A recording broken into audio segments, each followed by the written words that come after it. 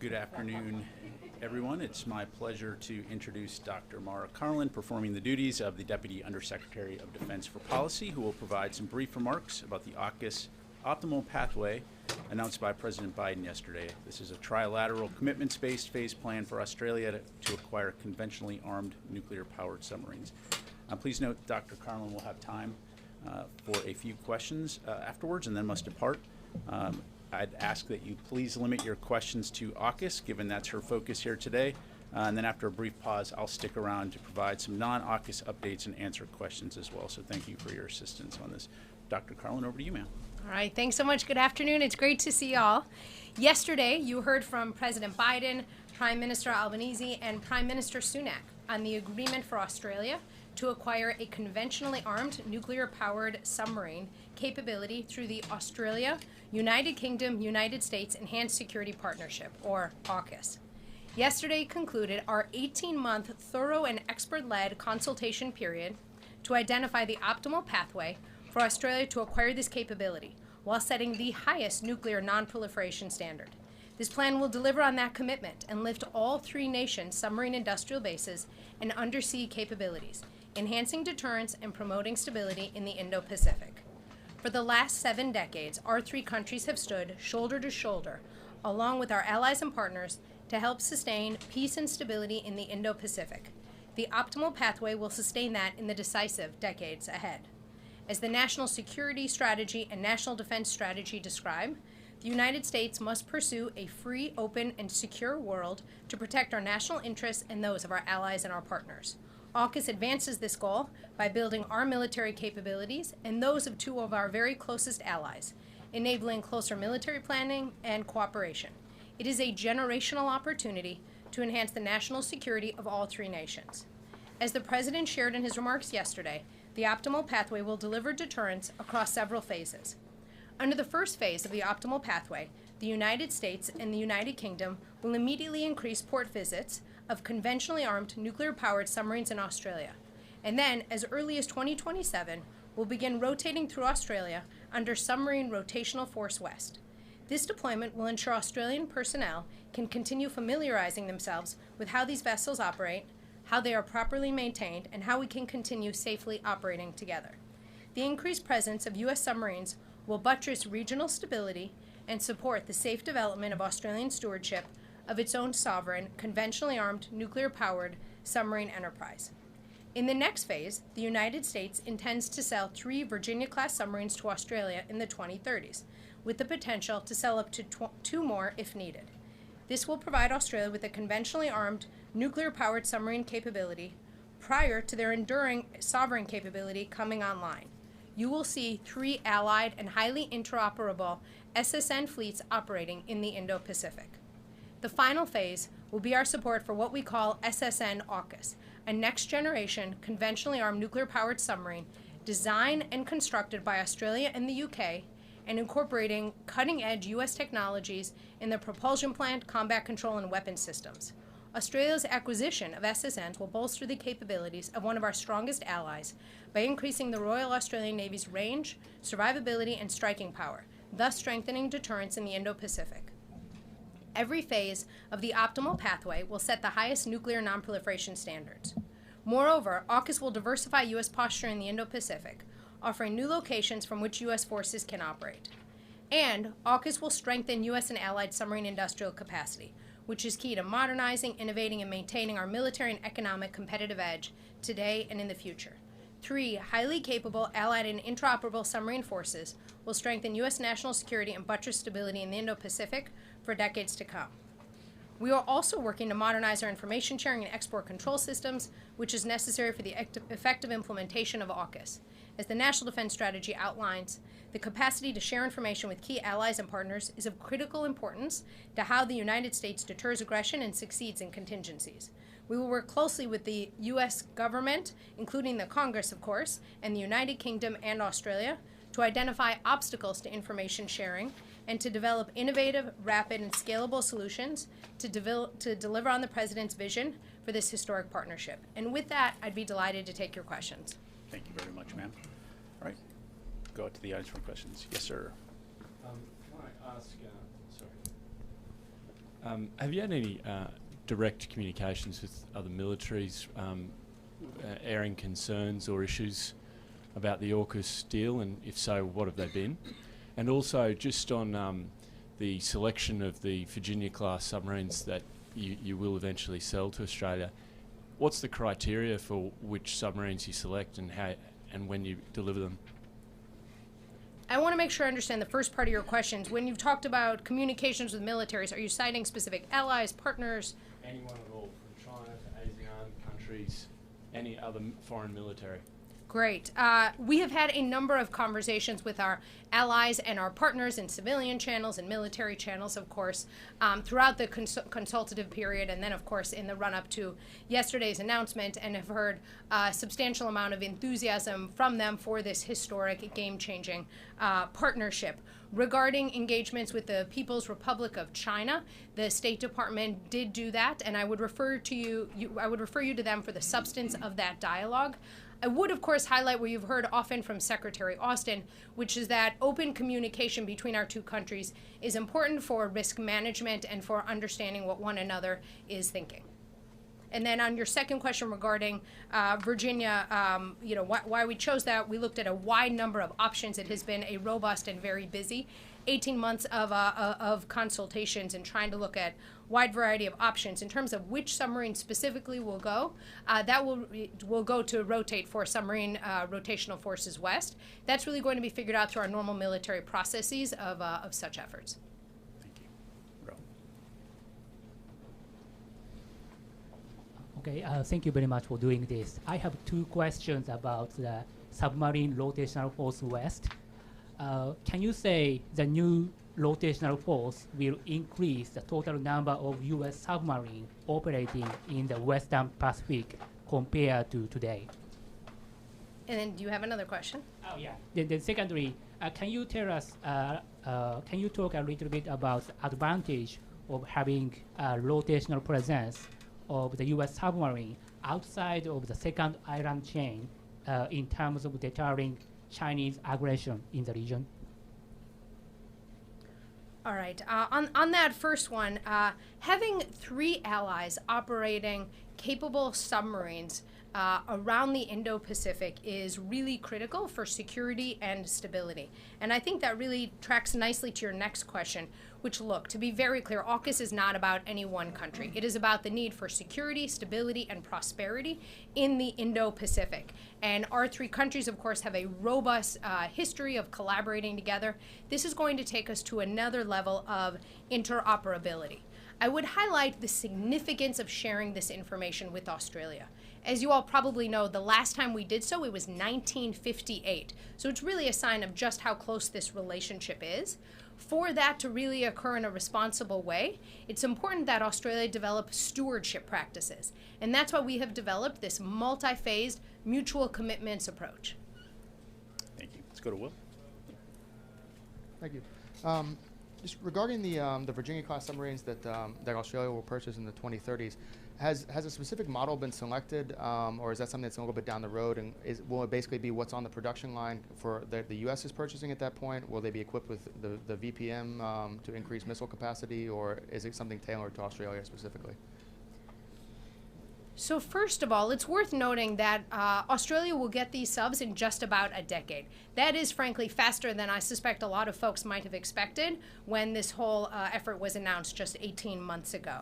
Australia will be purchasing a mix of new submarines and old submarines, and right now it looks like it will be two with the potential to have, it will be three with the potential for two more if needed. As I noted earlier, the cohort of folks looked at a wide range of different options and really came down with Virginia as the right approach, and Virginia payload module will not be a part of it. I think the three countries saw that didn't make sense. As you no doubt know well, of course, these submarines are going to be especially special, though, because of their stealth, their range, and their endurance. So they really will be kind of a meaningful deterrent in the region. Go to Jim. Hi, it's good to see you. On the info sharing, going back to the question you answered just a little bit before, is that a real showstopper? I mean, these countries are all Five Eye participants. you don't really anticipate that being a problem with the info sharing with Australia, do you? You know, Jim, allies and partners are at the heart of the national defense strategy, right? They're a center of gravity for realizing that 2022 national defense strategy. And we know we have to lower the barriers to working with them, and information is just a piece of it. You are exactly right that these are two of our very closest allies who we have stood shoulder to shoulder with for much of the last 100 years or so. Nevertheless, we have processes that have to be figured out, and to ensure that both pillars of AUKUS, right, there are two pillars. Today we're very focused on Pillar 1, which is the conventionally armed nuclear-powered submarines, but there's also Pillar 2, right, this cooperation on advanced capabilities. We know for that to be realized, we're going to need very clear, transparent, robust information sharing practices. It's a great case study. These are exactly the right two allies to make it real, and we look forward to working with our colleagues around the U.S. government, including the Congress, to make that a reality. We have time for just a couple more. Joe? Hi, thanks for doing this. Joe Gould, Defense News. Just to follow up on Jim's question, I mean, can you drill down a little bit to talk about what are the specific obstacles? Do you have a sense, I mean, after 18 months, do you have a sense of what some of the pieces of ITAR and what kind of information sharing needs to get changed? You know, Joe, we've spent a lot of time over these last 18 months figuring out how we can ensure that we deliver on this historic game-changing pledge by the three heads of state. And so we've looked hard at the different changes that might need to happen, but I would say that there's probably more to be done along those lines. But I can assure you that we will do all we can to both deliver on the submarines and to deliver on the advanced capabilities piece. We are in very close consultation with our colleagues at the State Department on the ITAR piece specifically, and also with our colleagues in Congress. But on the whole, I think we've all been pleased to see robust bipartisan support for making this a reality and really recognizing the sort of generational leap that we see in this alliance. Okay. Thank you very much, ma'am. I appreciate your time Thank you. today.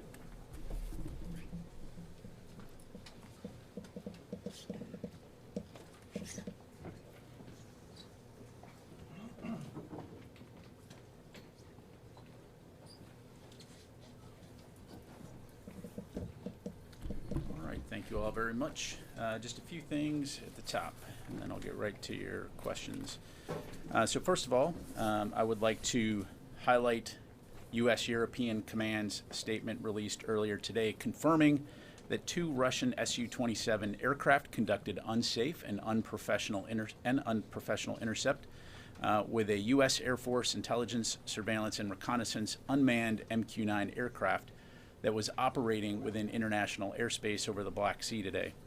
To recap, at approximately 7:03 a.m. Central European Time, one of the Russian Su-27 aircraft struck the propeller of the MQ-9, causing U.S. forces to have to bring the MQ-9 down in international waters. Several times before the collision, the Su-27s dumped fuel on and flew in front of the MQ-9 in a reckless and unprofessional manner. This incident demonstrates a lack of competence in addition to being unsafe and unprofessional. U.S. Air Forces in Europe, Air Forces Africa routinely fly aircraft throughout Europe over sovereign territory and throughout international airspace in coordination with applicable host nation and international laws.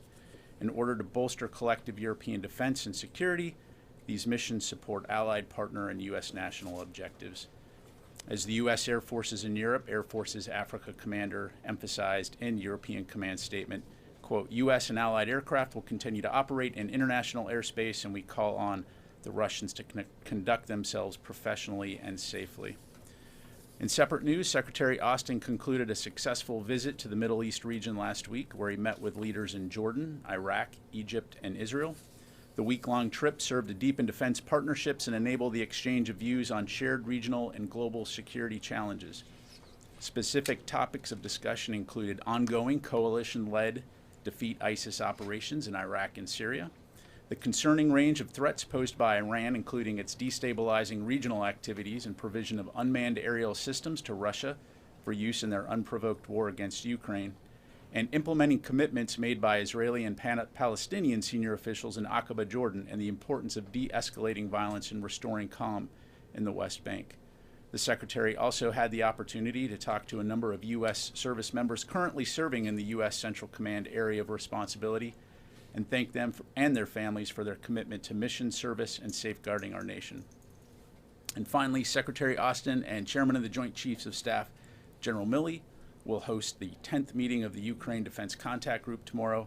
The meeting will be hosted virtually here in the Pentagon and will allow for the Secretary, the Chairman, and senior defense leaders from around the world to discuss ongoing efforts to provide Ukraine with the means and resources it needs to defend itself from Russian aggression.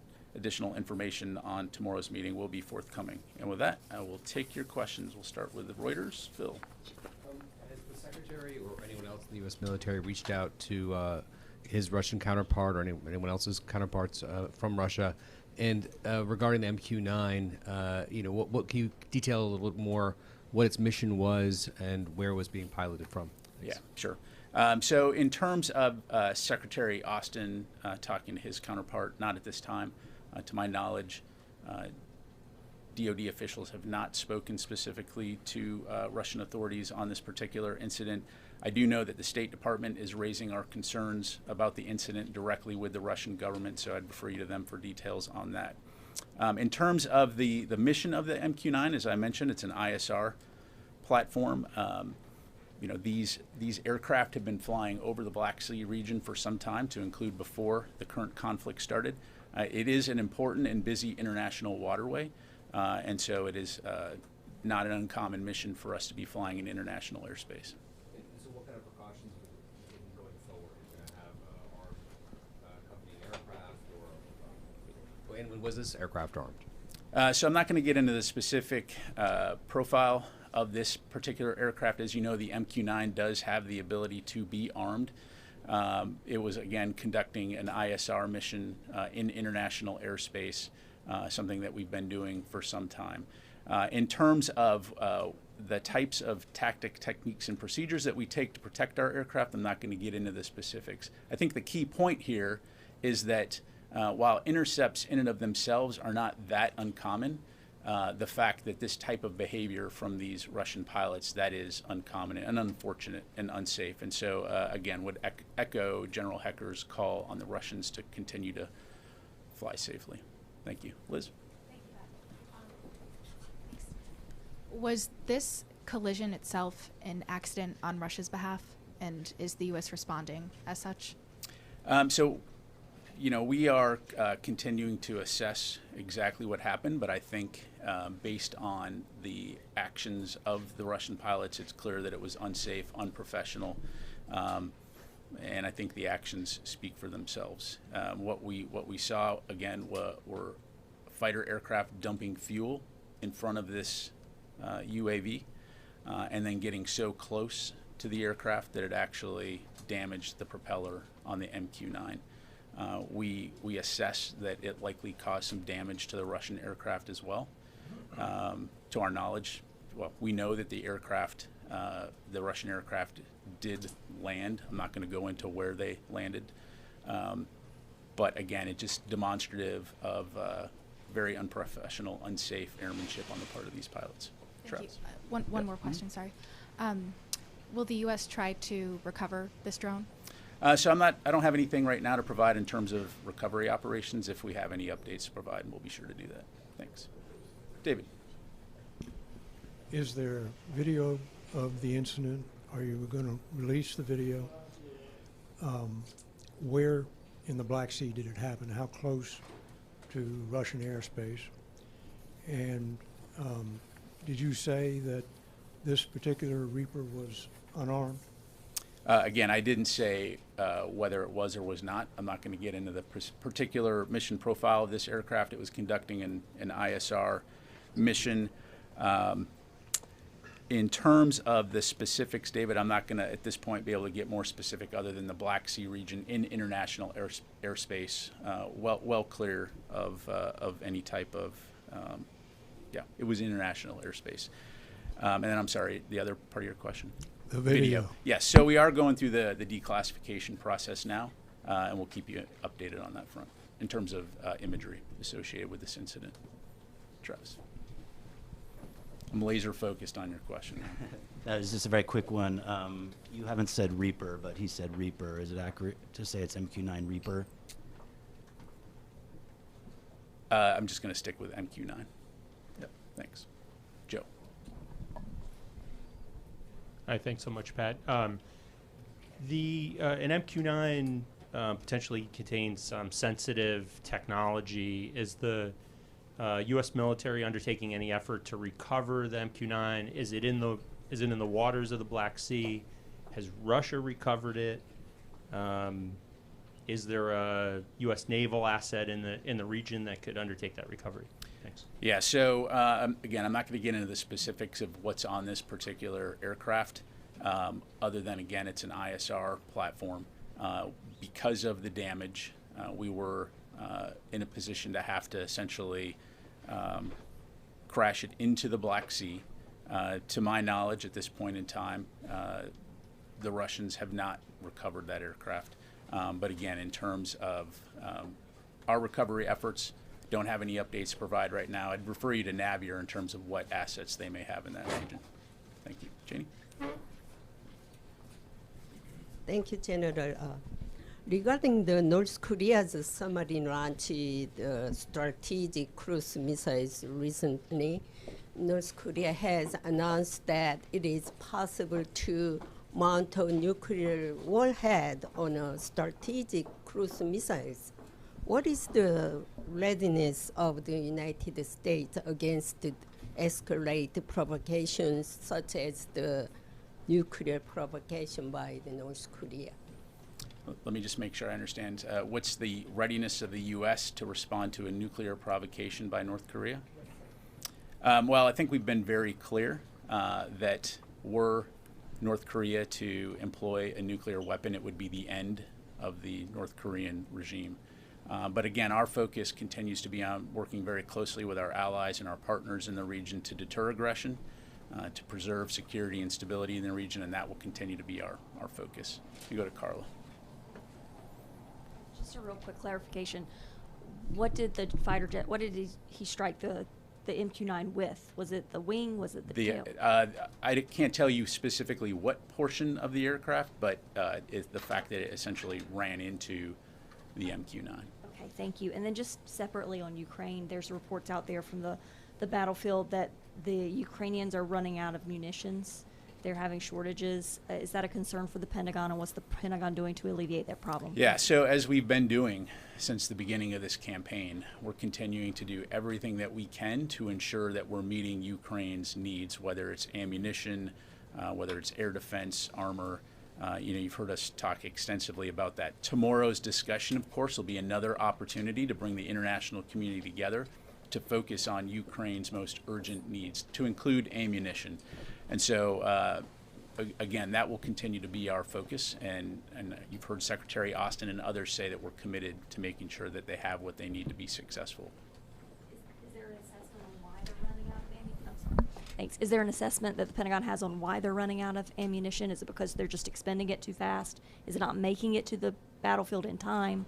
What's your assessment? Yeah, really. So I'd have to refer you to the Ukrainians to talk about their specific efforts to supply their individual units. Again, we're working very closely with them and our international partners to get them what they need. And I think it's also important to kind of take a step back and look at the progress that has been made while recognizing the fact that there still is a tough fight ahead, particularly as we go into the spring and summer. And so our focus, again, is going to be working with national armaments directors, with the Ukrainians to get them the ammunition they need and get that to the frontline units as quickly as possible. Let me go back over to this side of the room. Yes, sir. Thank you. Can you guide us through the Thank you. Can you guide us through the timeline of the MQ-9 intercept? We have that the aircraft was struck at 7:03 Eastern time, but how long were the Sukhois with the aircraft beforehand? And were there any radio calls between radio communications either from the Russians or from the United States? Yeah, so on the latter part of your question, no, none that I'm aware of.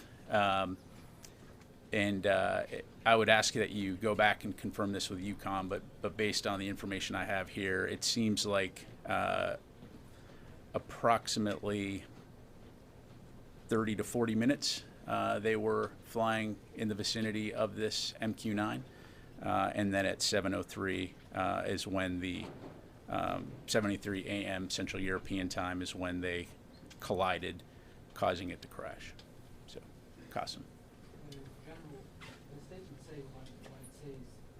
The U.S. forces has had to bring down the aircraft. Does that mean that United States piloted it to the crash site, or Yes. was it struck by a missile or something? Yeah, we brought it down. Okay. Yep. And then also, is there any U.S. naval assets currently in Black Sea? Again, I'd have to refer you to Navier for any details on particular assets in the region. Thank you. Laura? Can you talk a little bit more about the damage to the MQ-9? Was it unflyable, and that's why you had to bring it down? And then can you say a little bit more about how often this kind of thing happens in over the Black Sea, that Russian aircraft harass U.S. drones and other aircraft? Yeah, so I don't have any statistics in front of me in terms of intercepts, but again, as I highlighted, the fact that intercepts of aircraft are not uncommon in and of themselves. It's not obviously a daily occurrence. The vast majority of those intercepts are what we would consider safe and professional, just wanting to see what's there, right? You're flying alongside it to be able to see what's there. In this particular case, though, again, they collided with the aircraft, damaging the propeller, and essentially putting in a situation where it was unflyable and uncontrollable, so we brought it down. Thank you. Time for a few more. We'll go here and then to Fadi. Hi, sir. Thanks. Just wanted to check, just to confirm, any communication with allies such as Turkey about potential recovery of the drone, and is there any concern that Russia could provide the drone to Iran if it recovers it? So that would be a hypothetical. Again, Russia does not have the drone, so that would be a hypothetical question. In terms of working with allies and partners, I don't have anything to announce here, but if and when we do, we'll be sure to let you know. Thank you. Go to Fadi, and then we'll come back over here to the last two. Yep.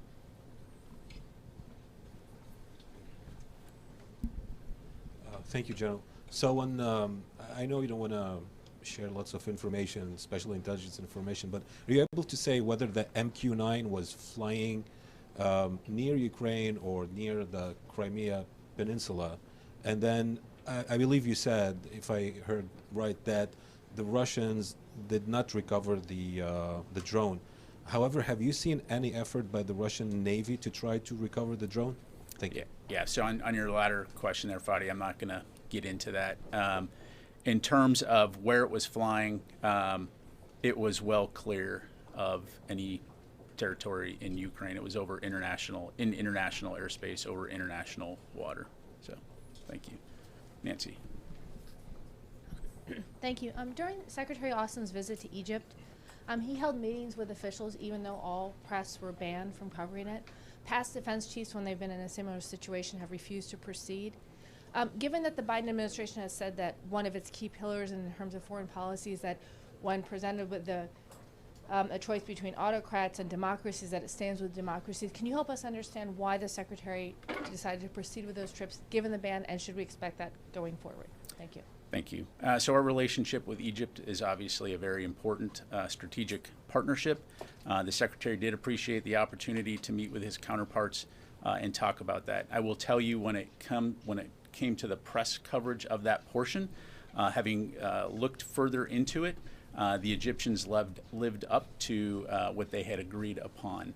Some of the lessons learned out of that was in terms of making sure that we were on the same sheet when it came to understanding press access, and so we will continue to work that. I'm sorry, could you clarify, the U.S. had agreed beforehand that there would be a ban of journalists? We did not agree to a ban on journalists. We agreed to have official photographers. We did have one reporter come into one of the sessions, but then a portion that was going to be open to the press was subsequently not held, and therefore there was not an opportunity to cover that. But again, sometimes these meetings are very small. Sometimes there's not the opportunity for media to come in. But again, it's something that we've noted, and we'll continue to work closely with governments as we visit to ensure that there's press access.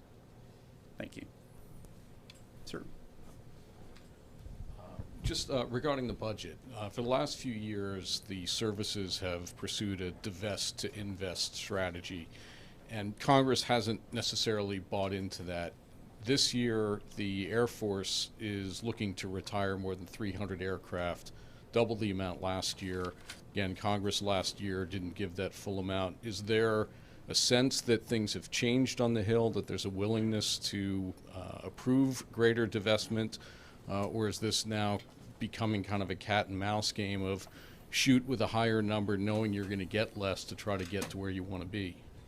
Well, when it comes to the Air Force budget specifically, I, of course, would refer you to them to talk in specifics, and I don't want to answer for Congress. What I will say is, having observed this process, I do think, like anything, there's a continuing dialogue in terms of what the services require to meet their mission requirements, and working closely with Congress and with the Department of Defense to identify what those offsets might be in order to ensure that we can modernize throughout all the services. And so I think in a lot of ways, as that communication has increased, you're seeing some of the fruits of that labor. But again, I'd refer you to the Air Force for specifics on their budget. Okay, thank you very much, everybody. Appreciate it.